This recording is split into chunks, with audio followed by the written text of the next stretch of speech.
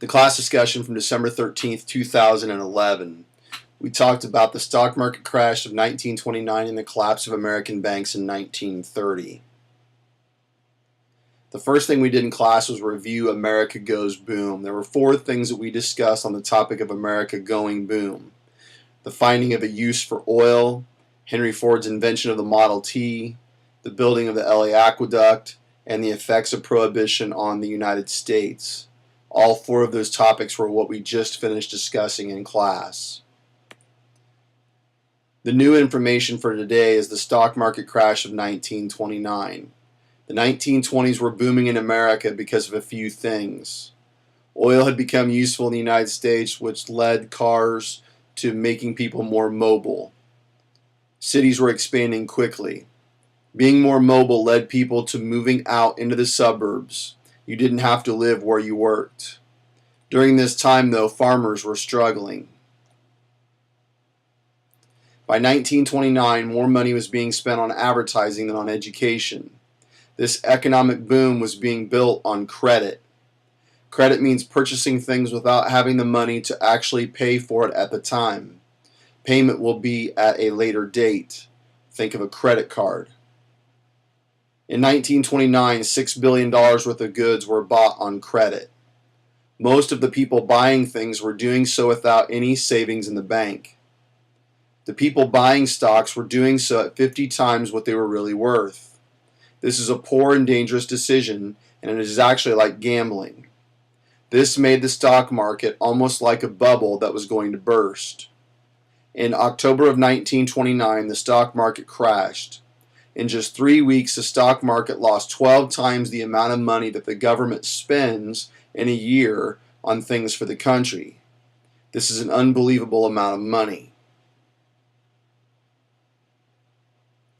For the entire next year, the United States' economy hangs on the edge of destruction.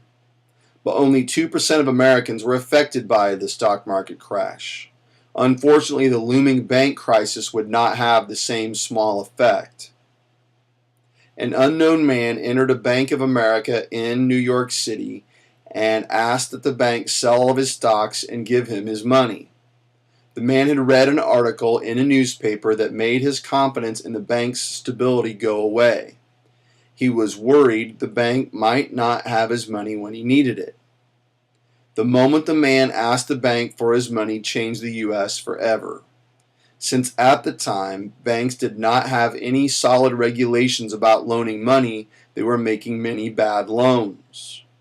Remember, when a person puts money in the bank can and will loan that money to people who need it to buy homes, cars, and other items in hopes that they can repay it or pay it back. The bank has been writing fake numbers in their books, making it look like they had the money.